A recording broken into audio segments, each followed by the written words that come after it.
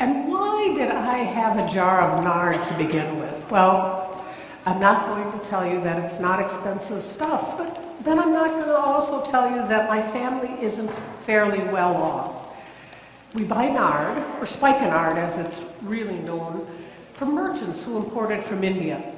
The oil has been distilled from a plant and sealed up in alabaster jars for transport. It's a funny thing. Spikenard, as soon as you break open the jar, it begins to lose its scent, so you have to make the most of it while it lasts. It smells a little bit like valerian, a little like coconut oil. It's a warm, earthy scent, fragrant and musky. We use it to relieve headaches and to rejuvenate the skin.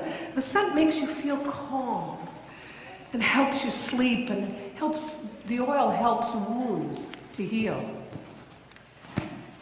It's also said to inspire devotion. So why did I do it? It's hard to put it into words.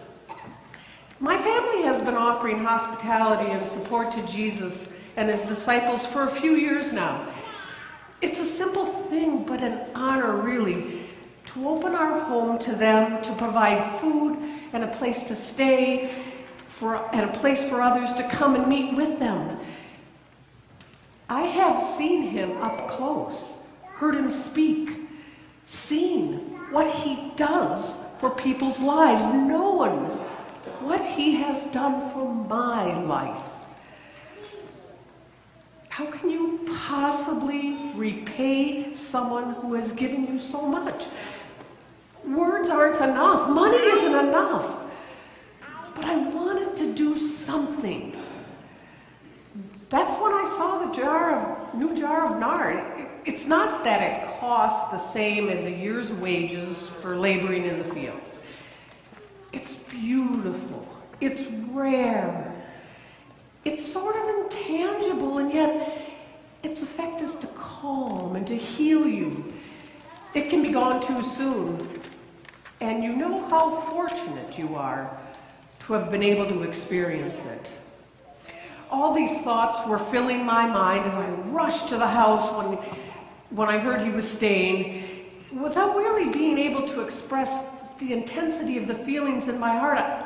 I just knelt before him and broke open the jar. That incredible, warm, rich, comforting fragrance filled the air between us. And then, without thinking what I was doing, I anointed Jesus' head with oil.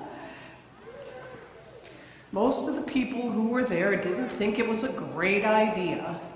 They said I should have given them the jar unbroken, and they could have sold it and used the money to feed the poor. Some people tell a different story. Some say I also anointed his feet. If I did, that's what you do to your most honored guests. Although you're supposed to let the servants do the foot washing. Some people even say I dried his feet with my long hair. If I did, then I was behaving in a radical way for a woman. You don't let your hair down when you're out and in company.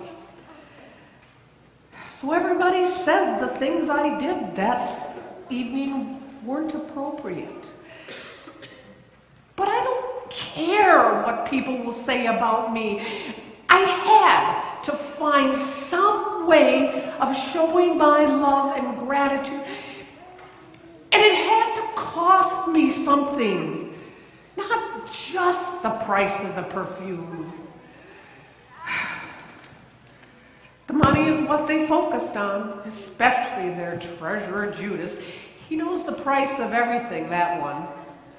He sputtered about it being worth 300 silver coins and how many poor people it would feed. Most of the people who were there didn't think it was a great idea. They said I should have given them the jar unbroken, and they could have sold it and used the money to feed the poor. And I felt bad about what I'd done. Had I been wasteful? And one of the other disciples joked, said that Judas was only thinking of the tithe he could skim off the top. But the master told them to stop, said that I had done a beautiful thing. Then he said something about always having the poor with us, but that we wouldn't always have him. I wasn't sure what he meant by that. He clearly didn't mean that we shouldn't bother about the poor. That wouldn't have been like him. I believed in my heart that it was the right gesture. And Jesus recognized what my heart was trying to say in that act. And he didn't condemn me.